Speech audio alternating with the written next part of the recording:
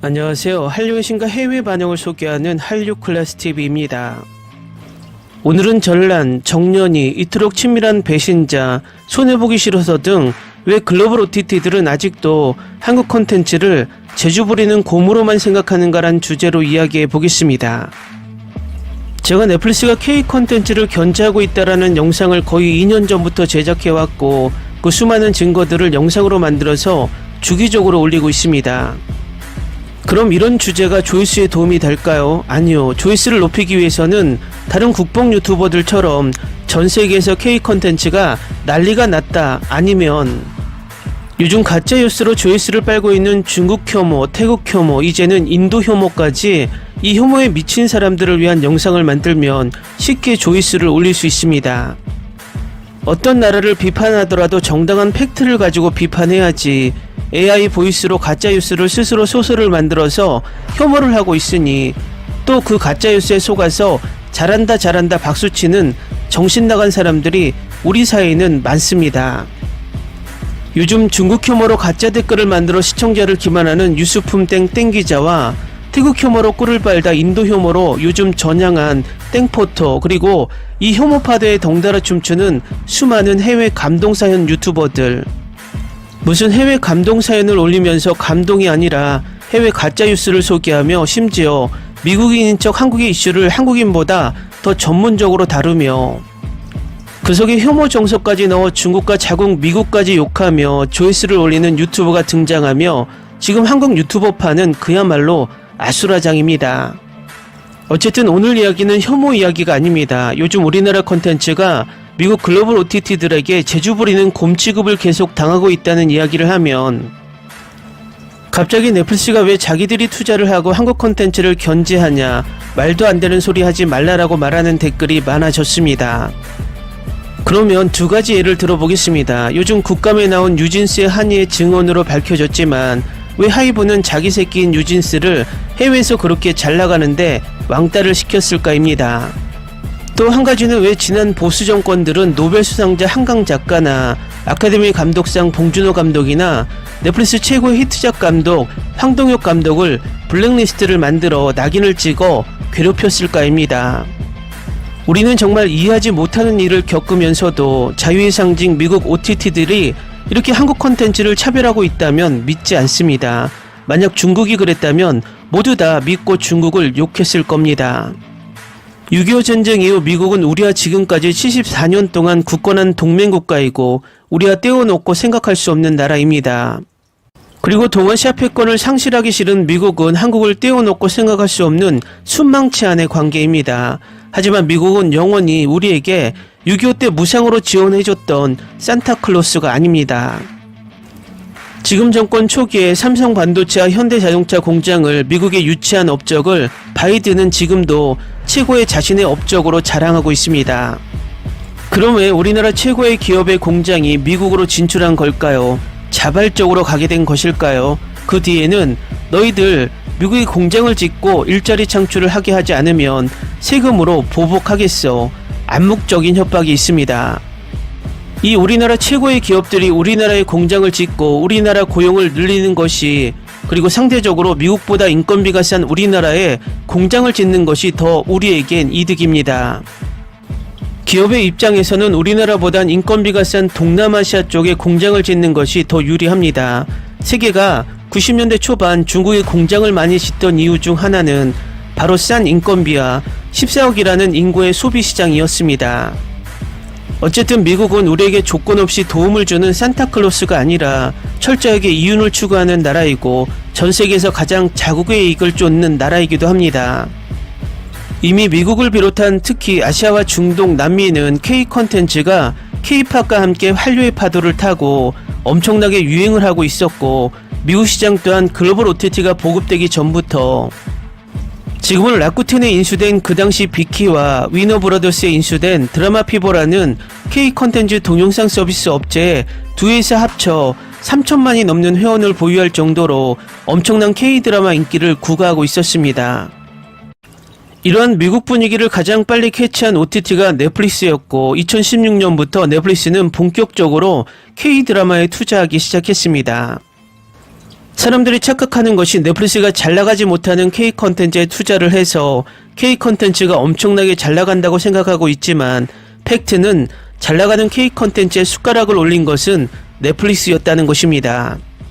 그러다 오징어 게임이 의외로 폭발하고 넷플릭스가 좀 더 큰 K-드라마 파도를 만들고 조금 늦게 K 컨텐츠가 퍼진 유럽까지 시간상으로 빠르게 퍼진 것 뿐입니다. 유럽 또한 BTS 블랙핑크를 통해서 K-팝이 엄청나게 퍼지면서 이미 K-팝 팬들이 K-드라마에 점점 유입되는 단계였기 때문에 꼭 넷플릭스가 아니라도 K 컨텐츠는 신압으로 퍼지고 있었다는 것입니다. 어제 영상에서도 제시했지만 K 컨텐츠를 전문적으로 평가하는 평점 사이트 마이 드라마 리스트의 접속자들의 분포가 미국, 캐나다, 인도, 영국, 호주인들이 가장 많다는 것을 보면 간접적으로 영향력을 알 수 있습니다. 넷플릭스가 한국에 투자한 4년간 25억 달러, 우리 돈으로 1년에 8천억 투자는 1년에 20조를 컨텐츠 제작에 투자하는 넷플릭스의 단 4%밖에 안 됩니다. 이것은 그동안 투자해온 투자비를 동결한 것 뿐입니다. 이것은 K 컨텐츠가 넷플릭스에 벌어주는 이익의 3발의 피 정도밖에 되지 않습니다. 단적으로 넷플릭스에서 가장 많이 에피소드당 투자비가 컸던 위쳐의 경우 1회당 1,000억을 투자합니다. 위쳐가 아무리 조회수가 높아도 오징어 게임의 조회수에 반도 미치지 못합니다. 통계상 오징어 게임은 1회당 25억으로 1조 이상을 넷플릭스에 안겨줬습니다. 그런데 이번에 제작비는 총 1,000억입니다. 회당이 아닙니다. 미드 1회에 해당하는 금액으로 전세계 1위 수익을 올려준 드라마에 시즌2에 투자를 하면서 온갖 생색을 다 합니다. 혹자는 이야기합니다. 넷플릭스 말고 이렇게 많은 투자를 하는 OTT가 어딨어. 그러면 반문하겠습니다. K 컨텐츠 말고 넷플릭스에 그만큼 돈을 벌어주는 컨텐츠가 있을까입니다. 그만큼 투자를 하는 이유는 그만큼 돈을 벌어주기 때문입니다. 넷플릭스와 디즈니 플러스는 지난해 미국 할리우드의 작가 조합과 배우 조합의 파업 이후 할리우드의 제작자들과 미국 정부로부터 많은 압박을 받았을 겁니다. 그 당시 우리나라 기자들이나 외신들은 미국의 할리우드 파업으로 우리나라가 가장 이득을 볼 것이라고 전망했지만 저는 반대로 생각한다고 영상을 만들었습니다. 이것은 오히려 우리 컨텐츠의 차별로 돌아올 것이라고 말입니다. 결국 넷플릭스는 할리우드 파업 시기에 넷플릭스 순위 계산 방식을 회차가 짧고 실행시간이 짧은 미드에게 유리하고 회차가 길고 실행시간이 긴 K 컨텐츠에 불리한 순위 집계 방식으로 바꾸고 미드를 계속 순위 상단으로 밀고 있습니다. 결과적으로 어부지리로 회차가 짧고 실행시간이 짧은 일본 애니와 드라마들이 순위권으로 들기 시작했습니다. 지난 영상에서도 말씀드렸듯이 일본 애니는 일본에서의 시청시간이 거의 90%를 차지합니다. 일본 애니는 일본인들이 엄청나게 시청하며 전세계 순위를 올리고 있다는 것입니다.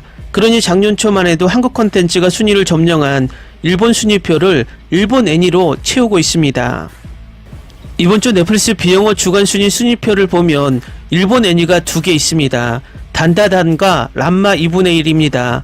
이 시청시간을 보면 과거 순위집계 방식이었다면 20위권 안에 들기도 힘든 시청시간입니다. 이런 현상은 디즈니 플러스도 마찬가지입니다. 우리나라 컨텐츠는 절대 디즈니 플러스 OTT로 전세계 동시 방영하지 않고 훌루, 디즈니 플러스 핫스타, 스타 플러스 등 여러 OTT로 쪼개기 방영을 하면서 K 컨텐츠 전세계 시청률을 발표하지 않습니다. 디즈니 플러스의 오징어 게임이라 열광받았던 무빙 또한 전세계 시청률조차 모릅니다. 그냥 미국 훌루에서 1위를 했다가 끝입니다. 이번에 아마존 프라임에 손해보기 싫어서 또한 2조를 투자해 시즌을 제작 중인 반지의 장 힘의 반지를 누르고 1위에 오르려는 순간 갑자기 플리스페트롤 아마존 순위가 2주 동안 오류가 납니다. 이게 우연일까요?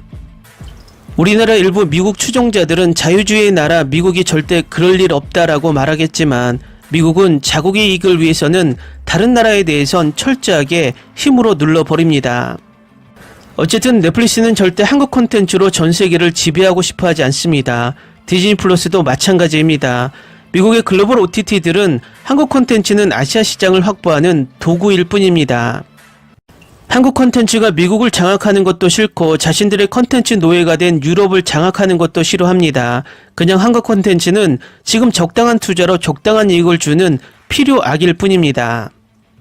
올해 상반기 넷플릭스 시청시간 1위는 눈물의 여왕입니다. 하지만 넷플릭스는 오리지널이 아닌 한국 콘텐츠를 키워주기 싫습니다. 적당히 아시아에서 구독자를 유지시키며 결국 미드로 아시아를 장악하고 싶어 합니다.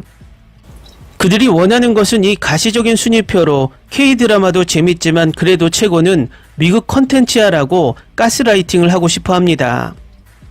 그래서 전란도 아시아 몇 나라만 빼고 예고편조차 올리지 않고 흑백 요리사도 키즈 콘텐츠로 분류해 총 시청시간에서 제외시켜 순위표에서 보이지 않게 합니다. 순위에 연연하지 말라라고 말하는 사람들이 많지만 순위는 가장 중요하며 순위에 들지 않으면 절대 외신에서 다루지 않으며 한국 콘텐츠는 점점 그저 그런 콘텐츠로 미디어의 들러리로 전락하고 말게 됩니다. 결론은 정부가 나서서 국산 글로벌 OTT를 만들기 위해 조율하고 지원해서 우리 콘텐츠들이 부당한 꼼수에 저평가되지 않도록 미국 OTT들과 경쟁을 시켜야 합니다. 하지만 지금은 연불보다 제밥에 신경을 쓰고 있는 한심한 문화정책에 무엇을 바랄까요? 과거 정부가 현대자동차 수출보다 주라기 공원 수익이 더 컸다는 충격에 우리나라 소프트파워를 키워 지금에 이르렀는데 이제는 글로벌 OTT들에게 장악되어서 우리나라 바닥시장까지 침투하는 것을 방관하고 있습니다. 작년 말에 넷플릭스 토드 사란도스는 한국에 와서 이런 소리를 했습니다. K 컨텐츠뿐만 아니라 K 작가들에게 투자하겠다. 듣기에는 와 좋다라고 생각이 듭니다만 이 의도는 오리지널 컨텐츠로 제주를 곰이 부르게 만들고 한국의 작가들까지 넷플릭스가 장악해서 그야말로 원천 소스까지 빨대를 꽂고 쭉쭉 빨아먹겠다는 무서운 의도가 보여서 소름이 돋았습니다. 결국 글로벌 OTT는 한국의 컨텐츠 뿌리까지 돈으로 장악해서 한국을 미국의 컨텐츠를 만드는 하청 공장으로 만들겠다는 의도가 있다는 것입니다. 어쨌든 제가 이런 영상을 자주 만드는 이유는 아직도 현실을 모르고 우리 컨텐츠가 순위에 들지 않자 우리 스스로 우리 컨텐츠를 폄하하고 미국 글로벌 OTT들에게 가스라이팅 당하는 일부 언론과 일부 사람들이 늘고 있다는 것입니다. 결론은 빨리 이런 상황을 인지하고 정부도 시청자도 정신 차리고 늦었지만 우리의 길을 모색할 때라는 것입니다. 한류 클래스TV는 한류 외신과 해외 반응을 꾸준히 쫓아가 보겠습니다.